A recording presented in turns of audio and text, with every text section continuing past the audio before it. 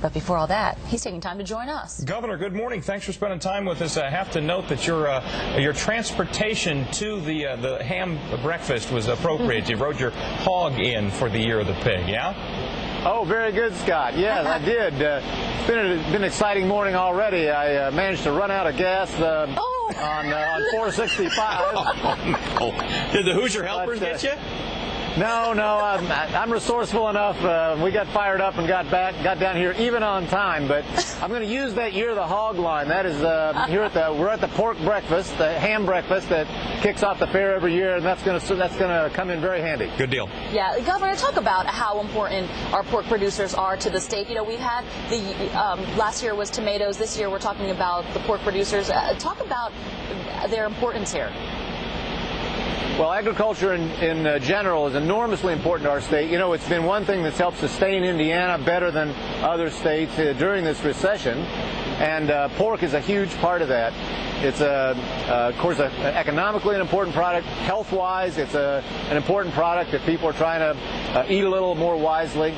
And, you know, I got to tell you, the people who produce it are some of the finest human beings I've ever met. I've stayed with a lot of them on their farms and seen their operations, whether small or large, and they really are part of the heart of this state.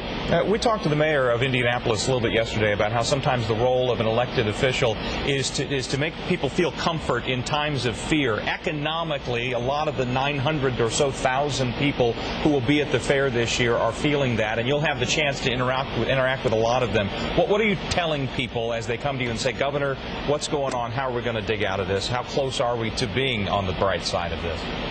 I'm going to tell them that America always comes back. The American economy has surprised its critics repeatedly, and I know eventually it will again.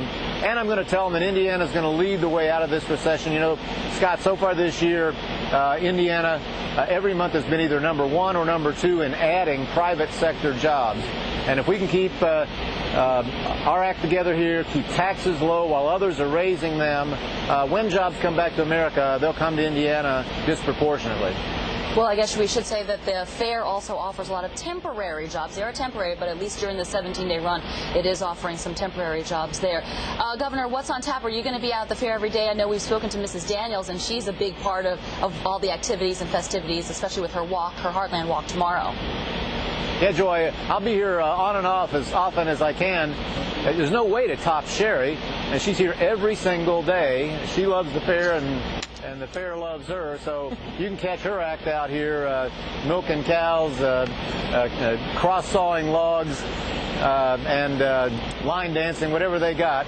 But I'll be here as often as I can. Well, the First Lady apparently knocked off Randy as the reigning champion in the milking competition last year. Randy says he's been lifting weights and working out to get ready, so just let her know that, okay? It's gonna be a death match. She is very competitive about that. You bet. He got his attention, too. Well, Governor Daniels, thank you for your time. We appreciate it so much. See you out here. You bet. It's 7:21 right now. 64.